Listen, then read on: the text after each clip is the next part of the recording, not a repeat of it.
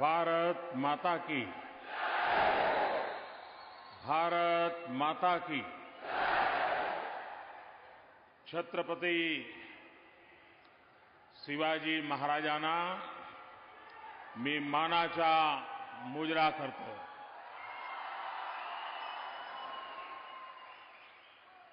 मंचावर बसलेले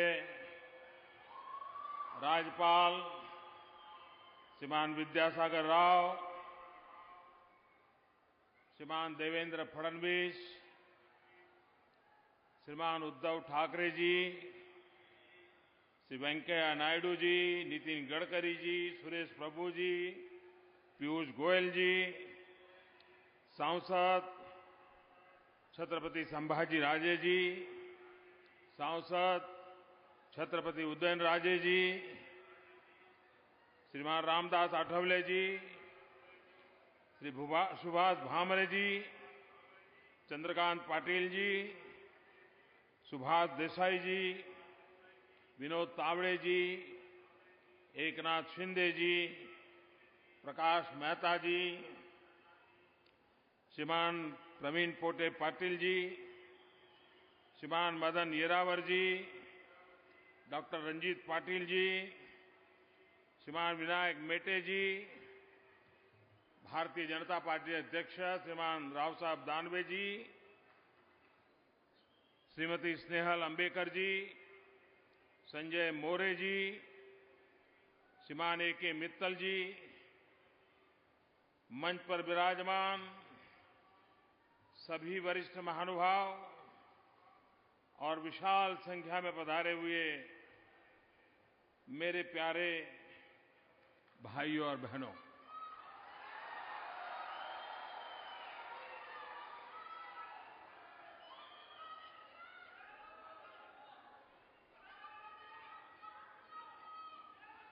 आप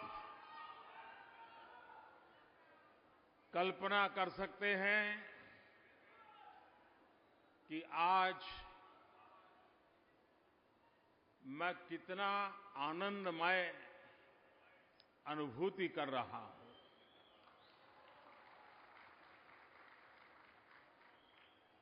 जब भारतीय जनता पार्टी ने 2014 के चुनाव के लिए मुझे जिम्मेवारी दी, तो मैं पहले रायगढ़ के किले पर आया।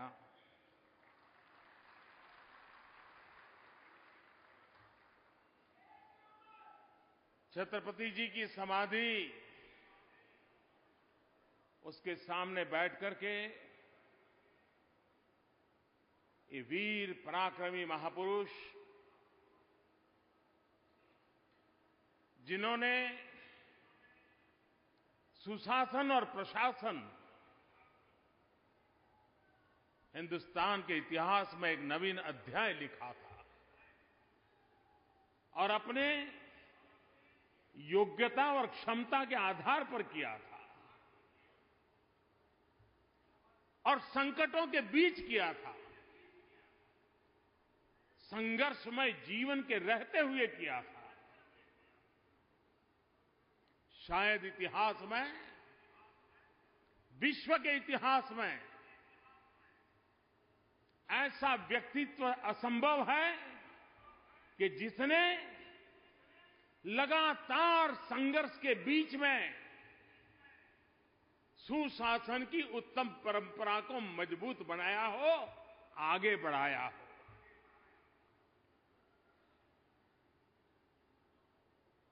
इतिहासकारों की नजरों से, रंगकर्मियों की नजरों से जब भी हम छत्रपति शिवाजी महाराज को देखते हैं तो घोड़ा हो, घोड़े पर शिवाजी महाराज हो, हाथ में तलवार हो, और उसके कारण हमारे मन में भी एक ही छवि बनी हुई है। छत्रपति शिवाजी महाराज का व्यक्तित्व बहुआयामी था। अगर हम भगवान रामचंद्र जी का मूल्यांकन सिर्फ रावण वध से करें, अगर हम श्री कृष्ण का मूल्यांकन सिर्फ कंस को पराजित किया उस प्रकार से करें, अगर महात्मा गांधी का मूल्यांकन सिर्फ अंग्रेजों को निकाला यहां तक करें, तो शायद हम इन महापुरुषों का पूर्ण रूप देखने में असफल हुए, ये हमें स्वीकार करना होगा। प्रभु रामचंद्र जी, रावण का वध उनके जीवन के अनेक पहलुओं में एक पहलू था, लेकिन बाकी इतने पहलू थे जो आज भी भारतीय जीवन को प्रभावित करते हैं, प्रेरित करते हैं। श्री कृष्ण के जीवन में भी सिर्फ कंस ही एक घटना नहीं थी।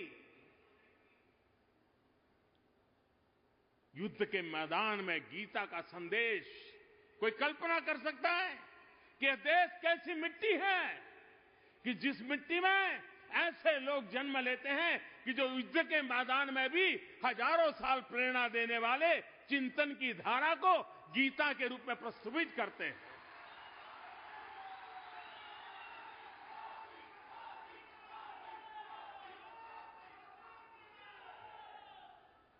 महात्मा गांधी आजादी के लिए लड़ते रहे, अंग्रेजों को निकालने के लिए जूझते रहे, लेकिन साथ साथ महात्मा गांधी ने समाज में बुराइयों के खिलाफ जो लड़ाई लड़ी, हर व्यक्ति के अंदर चेतना भरने का प्रयास किया, आत्मसम्मान जगाने का प्रयास किया, हम उसे कभी भी कम नहीं आंक सकते।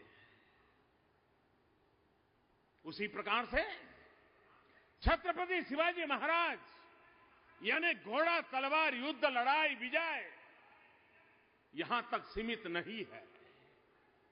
वे पराक्रमी थे, वीर थे, पुरुषार्थी थे, हम सबकी प्रेरणा है। लेकिन साथ साथ आप कल्पना तो कीजिए, जैसे राम जी ने छोटे छोटे लोगों की सेना बनाई, वानर सेना बनाई और बड़ा ही लड़ाई जीत ली। कितना बड़ा संगठन का कौशल्य था। छत्रपति शिवाजी महाराज ने भी छोटे छोटे किसान, मावड़े, उनको साथ लिया, उनको प्रशिक्षित किया और युद्ध के लिए तैयार किया। कितने बड़े संगठन शास्त्र का कौशल्य छत्रपति शिवाजी महाराज ने प्रस्तुत किया। आज भी हिंदुस्तान के इंजीनियरिंग के स्टूडेंट के लिए अगर वाटर मैनेजमेंट क्या होती है, वाटर के लिए इंफ्रास्ट्रक्चर क्या होता है,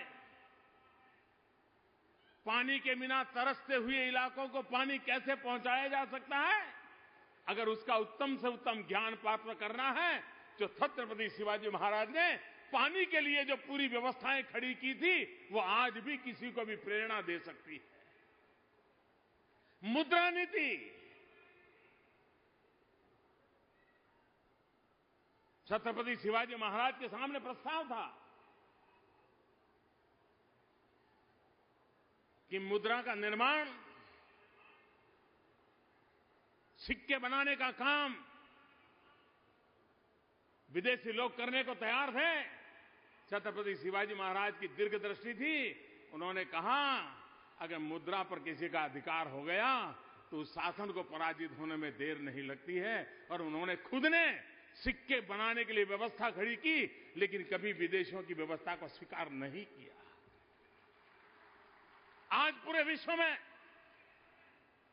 सामुद्रिक सुरक्षा एक बहुत बड़ा विषय बना हुआ है। सारी दुनिया सामुद्रिक सुरक्षा को लेकर के सजग हो गई है। हर किसी को अपने अधिकारों की रक्षा और अपने व्यापारिक संबंधों को विश्व भर में सुरक्षा मिले, उसकी चिंता रहती है। लेकिन इतने सालों पहले इसी धरती में एक वीर पुरुष पैदा हुए थे जिन्होंने नेवी की स्थापना की थी और सामुद्रिक सामर्थ्य को जिन्होंने पहचाना था, और हम सिंधु दुर्ग समेत जितने भी किले देखते हैं उसमें उस नेवी के लिए आवश्यकताओं को बल दिया गया है। ये बात सही है। दुनिया में जहां पर पुरातन जीवन व्यवस्थाएं हैं, उन देशों में टूरिज्म को आकर्षित करने के लिए आइकॉनिक चीजें एक बहुत बड़ा आकर्षण का कारण बनती है। आज भी दुनिया, हिंदुस्तान में टूरिज्म की चर्चा आती है तो ताजमहल का नाम सुनते ही उसको लगता है कि मुझे जाना चाहिए। हर युग में इस प्रकार के आइकॉनिक, सिंबॉलिक चीजों का जो निर्माण हुआ है, सदियों तक उस देश की वो पहचान बना हुआ है। दुनिया के कई देश हैं जहां सिर्फ फॉर टूरिज्म, किलों का प्रवासन, इसके लिए अलग से व्यवस्थाएं हैं। भारत के पास भी हमारे राजा महाराजाओं के जमाने में ऐसे पूरे देश के हर कोने में अनेक किले बने हुए हैं। इसकी अपनी एक रचना है, सुरक्षा का विज्ञान है, आर्किटेक्चर है।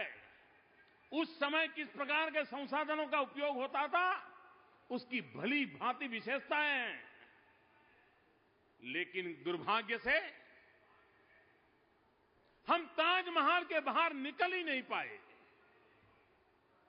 इस देश के हर कोने में विश्व को आकर्षित करने के लिए अनेक प्रवासन धाम है। अगर भारत का सही रूप में विश्व के सामने प्रस्तुतिकरण हो तो विश्व को भारत में टूरिज्म के लिए आकर्षित करने की पूरी ताकत है। आज दुनिया में सबसे तेज गति से आगे बढ़ने वाला कोई क्षेत्र है तो टूरिज्म है। ट्रिलियंस ऑफ ट्रिलियन डॉलर का व्यापार टूरिज्म में है। भारत दुनिया की पुरातन परंपराओं से जीने वाला देश विश्व को आकर्षित कर सकता है। छत्रपति शिवाजी महाराज ने जो किले बनाए, अगर हम सही रखरखाव करें, विश्व के सामने उसकी पहचान कराएं, हिंदुस्तान की यूनिवर्सिटीज को भी कहें कि आइए, आपको एडवेंचर टूरिज्म करना है तो इन किलों की जरा चढ़ाई करके दिखाइए। घोड़े पर जाना है, किले पर जाइए, घोड़े पर हम लेने की व्यवस्था करते हैं। और मैं भारत सरकार के एसआई डिपार्टमेंट को कहूंगा कि क्यों न हम छत्रपति शिवाजी महाराज के किलों से शुरुआत करें और देश भर में एक किलों के टूरिज्म का एक माहौल बनाए, उसका रखरखाव जन सामान्य को आकर्षित करे, ऐसा बनाए। भाइयों बहनों, आज मेरे लिए अत्यंत आनंद का पल इसलिए है, और मैं महाराष्ट्र सरकार का, महाराष्ट्र की जनता का आभारी हूं कि मुझे आज जो शिव स्मारक बनने वाला है उसमें जल पूजन का, भूमि पूजन का सौभाग्य मिला है। ऐसा अवसर जीवन में धन्यता की अनुभूति कराता है। और मुझे विश्वास है कि जो संकल्पना महाराष्ट्र ने की है, फडणवीस सरकार ने की है, ये संकल्पना परिपूर्ण होकर रहेगी। और पूरा देश जब निर्माण कार्य पूरा होगा तब गर्व की अनुभूति करेगा और विश्व में सीना तान के खड़ा होगा कि दुनिया का सबसे ऊंचा आइकॉनिक बिल्डिंग हमारे पास है। और उस महापुरुष का है जिसने जन सामान्य के सुख के लिए अपना पूरा जीवन खपा दिया था, ऐसे छत्रपति शिवाजी महाराज को आज नमन करने का मुझे अवसर मिला है। भाइयों बहनों,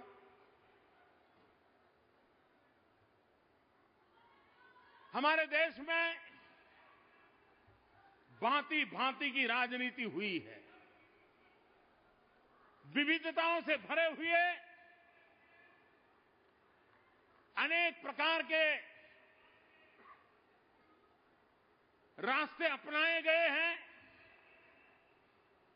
लेकिन अब 70 साल के अनुभव के बाद हमें इस बात को स्वीकार करना होगा, अच्छा होता देश आजाद होने के बाद हमने एकमात्र विकास का मार्ग अपनाया होता तो आज भारत में जो समस्याएं जड़ें जमा चुकी हैं, ऐसी समस्याएं कभी जड़ें जमा नहीं सकती थी।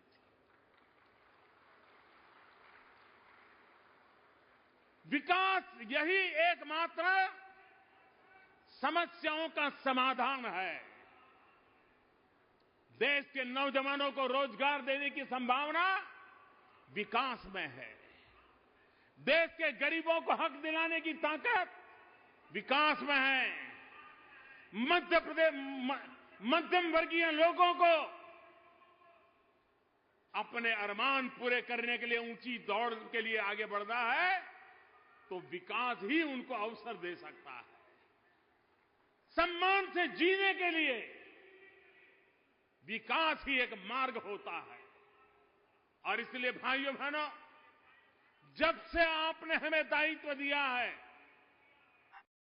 हमने विकास को ही केंद्र बिंदु में रखा है। और जब हम विकास को केंद्र बिंदु में रखा है, तब हमारे मन में साफ है कि विकास वो हो जो सस्टेनेबल हो, विकास वो हो जो गरीबों को अपनी जिंदगी में बदलाव लाने का मौका देता हो, अपने आशा अरमान पूरा करने का बल देता हो, ताकत देता हो, एम्पावरमेंट देता हो। और इसलिए हमारी सारी योजनाओं के केंद्र बिंदु में गरीब का कल्याण है। जब हमारी सरकार बनी तो हमारे सामने एक रिपोर्ट आया। छोटे छोटे कारखानों में से जो लोग निवृत्त हुए थे, जो सरकारी कामों से जिनको पेंशन मिलता था,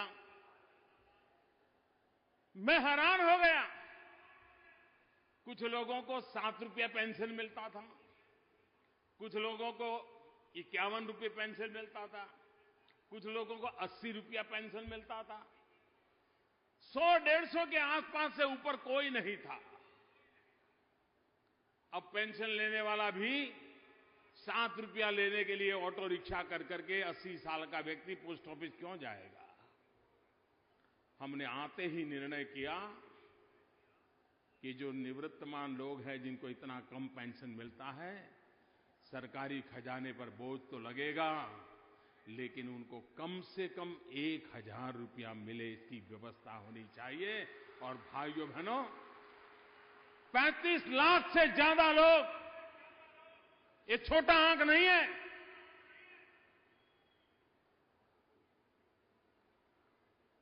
सैकड़ों करोड़ों का बोझ सरकार के खजाने पर लगा। और उसके बावजूद भी हमारी सरकार ने इन बुजुर्गों को अच्छी जिंदगी जीने के लिए एक अहम कदम उठाया। दवाइयां महंगी हो रही हैं, हमने अधिकृत रूप से जेनरिक मेडिसिन पर बल दिया। जन औषधालय खोलने का पूरे देश के अंदर एक बीड़ा उठाया है, ताकि गरीब को सस्ते में दवाई मिले और सही मिले, अच्छी मिले, समय पर मिले, ताकि गरीब का दवाई के नाम पर कोई शोषण न करे। गरीब मां लकड़ी के चूल्हे में चूल्हा जला करके खाना पकाती थी। उस गरीब मां के शरीर में एक दिन में 400 सिगरेट का धुआं जाता था। वो गरीब मां बीमार नहीं होगी तो क्या होगा? उस गरीब मां का बच्चा बीमार नहीं होगा तो क्या होगा? सरकार ने निर्णय किया कि गरीबी की रेखा के नीचे जीने वाले, झुग्गी झोपड़ी में जिंदगी गुजारने वाले इन गरीब परिवारों को ये लकड़ी के चूल्हे के धुएं से मुक्त कराना है। और हमने बीड़ा उठाया, करोड़ों करोड़ों गरीब परिवारों को गैस सिलेंडर का कनेक्शन देने का बीड़ा उठाया है। करोड़ों की तादाद में लोगों को मिल चुका है और आने वाले 3 साल में गरीबी की रेखा के नीचे जीने वाले 5 करोड़ परिवारों तक पहुंचने का काम हमने उठाया है। इस देश में आजादी के 70 साल हो गए। 18,000 गांव ऐसे थे जो 18वीं शताब्दी में जीने के लिए मजबूर थे। बिजली का खंभा तक नहीं लगा था, न तार पहुंचा था, न बिजली देखी थी। क्या इतिहास इन 70 साल जिन्होंने बर्बाद किए उनको माफ करेगा क्या कि उन्होंने आजाद हिंदुस्तान में 70 साल तक इन गांव वालों को 18 शताब्दी में जीने के लिए मजबूर कर दिया था। उन्होंने उजाला नहीं देखा था, अंधेरी जिंदगी में गुजारा करते थे। हमने 1000 दिन में 18,000 गांवों में बिजली पहुंचाने का बीड़ा उठाया है। आधे से अधिक गांवों को पूरा कर दिया है और गांवों का काम तेजी से चल रहा है और 1000 दिन में इस काम को परिपूर्ण करके रहना है। भाइयों बहनों, कौन कहता है देश बदल नहीं सकता है? मैं विश्वास से कहता हूं, 125 करोड़ देशवासियों की ताकत के भरोसे कहता हूं, देश बदल सकता है दोस्तों।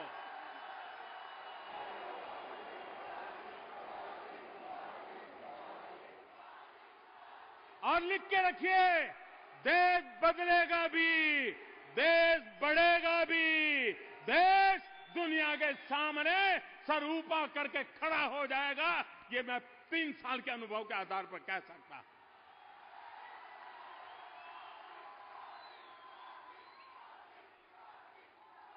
आप कल्पना कर सकते हैं, आज इसी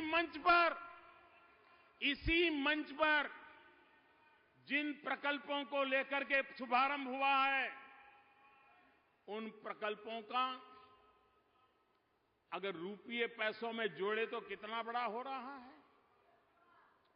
इसी एक मंच पर से ये जितने जितने बटन मुझसे दबा रहे थे ना, 1,06,000 करोड़ रुपयों के प्रोजेक्ट हैं। 1,06,000 करोड़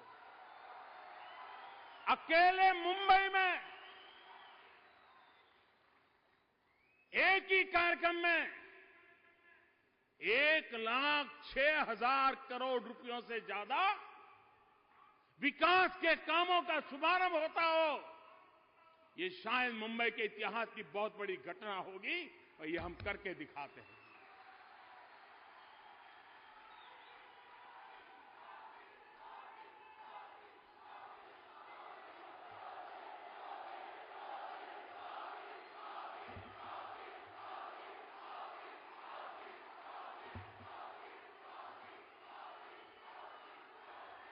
भाइयों बहनों,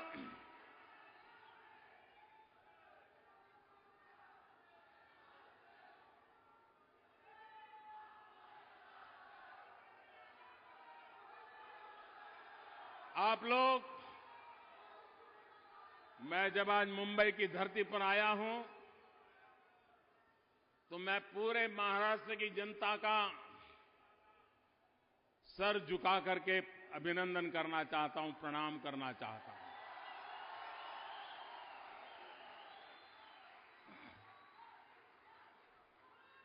हमारे देश में अच्छा कहो या बुरा कहो, लेकिन एक आदत सी बन गई है कि आप कुछ अच्छा कर रहे हैं, इसका सबूत क्या? अगर चुनाव जीतते हैं तो सबूत है कि आप अच्छा कर रहे हैं। अगर आप हार गए तो माना जाता है कि ये निर्णय आपका गलत था। जब हमने भ्रष्टाचार और काले धन के खिलाफ जिस दिन से सरकार बनी है लड़ाई शुरू की है, एक के बाद एक कदम उठाए, लेकिन 8 नवंबर को रात को 8 बजे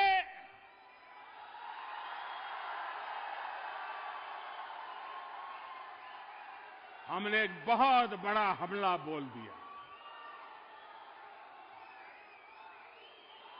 जाली नोट, काला धन, भ्रष्टाचार, इसके खिलाफ एक निर्णायक लड़ाई का बिगुल बजा दिया। और भाइयों बहनों, 125 करोड़ देशवासियों ने इतने कष्ट झेले, इतनी तकलीफ झेली, लेकिन एक पल के लिए मेरा साथ नहीं छोड़ा। उनको भ्रमित करने के प्रयास हुए, उनको डराने के प्रयास हुए, अफवाहों का बाजार गर्म किया गया, लेकिन जिसको अनपढ़ कहते हैं, अशिक्षित कहते हैं, उसकी कॉमन सेंस ने इस बातों में बहकावे में आया बिना देश की भलाई के निर्णय का साथ दिया। और जब पिछले यहां चुनावों में महाराष्ट्र के लोगों ने इस निर्णय पर मोहर लगा ली, तो पूरे हिंदुस्तान में मैसेज चला गया कि सत्य किसके साथ है और देश किस दिशा में जाना चाहता है।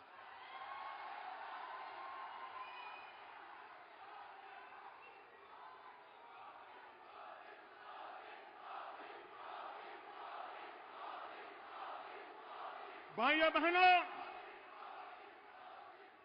मैंने गोवा में कहा था, ये लड़ाई सामान्य नहीं है। 70 साल तक जिन्होंने मलाई खाई है, ऐसे तगड़े तगड़े लोग इसको सफल न हो इसके लिए सब कुछ करेंगे, हर तरकीब अपनाएंगे, पूरी ताकत लगा देंगे, और किसी ने भी ताकत लगाने में कसर नहीं छोड़ी है। जिससे जो हुआ वो सब करने की कोशिश की है, लेकिन 125 करोड़ देशवासियों के संकल्प के सामने ये 70 साल से मलाई खाने वाले लोग कभी टिक नहीं सकते, जीत नहीं सकते दोस्तों। और देश कभी हार नहीं सकता है दोस्तों। 125 करोड़ का देश कभी पराजित नहीं हो सकता है। ऐसे मुट्ठी भर लोगों से देश कभी झुक नहीं सकता है।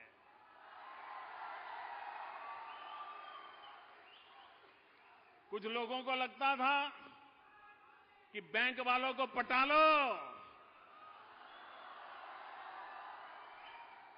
सब काला सफेद हो जाएगा। अरे काले गोरे के खेल वाले, आप तो मरे, वो बैंक वालों को भी मरवा दिया।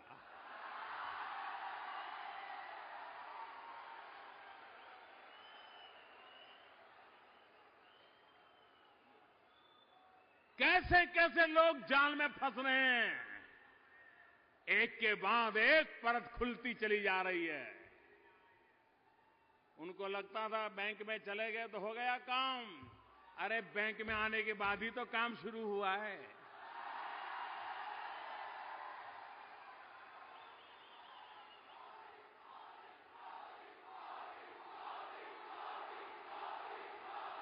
मेरे देशवासियों,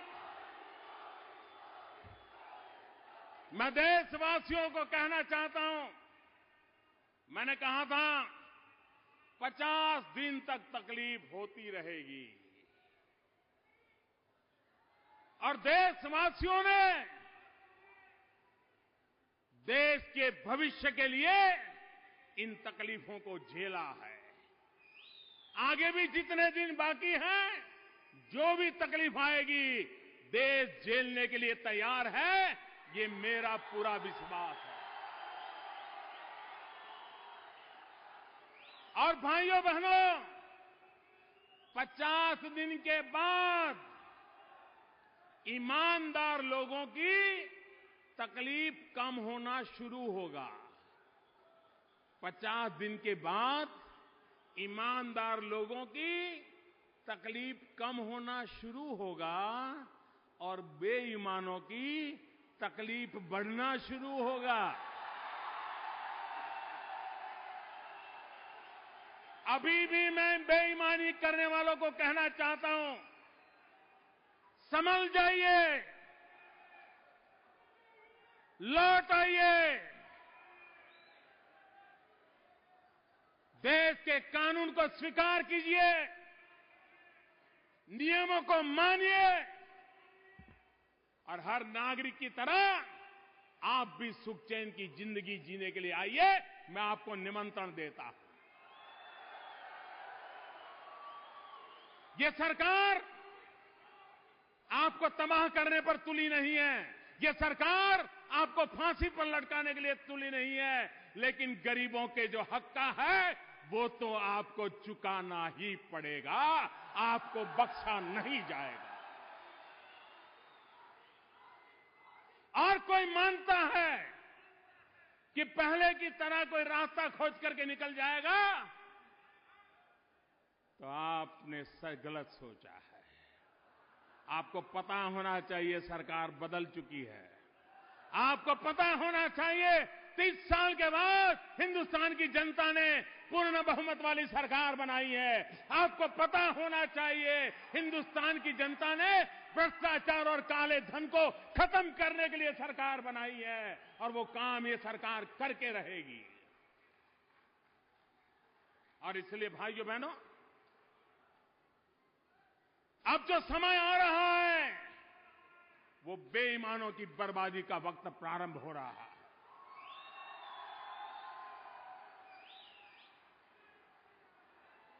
देश की भलाई के लिए ये स्वच्छता का अभियान है। देश की भलाई के लिए साफ सुथरा सार्वजनिक जीवन हो, साफ सुथरा प्रशासन हो, विश्वास का वातावरण हो, देश के हर निर्णय की नियमों की कीमत होनी चाहिए, उसका सम्मान होना चाहिए। भाइयों बहनों, इस प्रकार का पाप करने की आदत मुट्ठी भर लोगों को है, लेकिन उसके कारण देश के कोटि कोटि लोगों को सहन करना पड़ता है। भाइयों बहनों,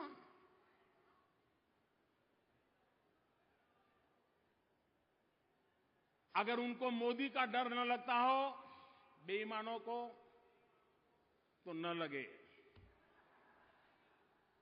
सरकार का डर नहीं लगता है, न लगे, लेकिन बेईमान लोगों, इन 125 करोड़ देशवासियों के मिजाज को कभी कम मत किए, उससे तो आपको डरना ही पड़ेगा। 125 करोड़ देशवासियों का मिजाज बदला है। वे अन्याय सहने को तैयार नहीं है, बेईमानी सहने को तैयार नहीं है, भ्रष्टाचार स्वीकारने को तैयार नहीं है, काले धन के खिलाफ लड़ाई लड़ने के लिए वो सेनापति बनकर के निकले हुए हैं। और इसलिए भाइयों बहनों, लड़ाई जीतने के लिए आप लोगों ने मुझे जो साथ और सहयोग दिया है, मैं आज इस मुंबई की धरती से, महाराष्ट्र की धरती से छत्रपति शिवाजी महाराज के शिव स्मारक के निर्माण के अवसर पर, उसका शुभारंभ हो रहा है, उस पल पर देशवासियों को विश्वास दिलाना चाहता हूं, ये लड़ाई तब तक नहीं रुकेगी जब तक कि हम लड़ाई जीतेंगे नहीं।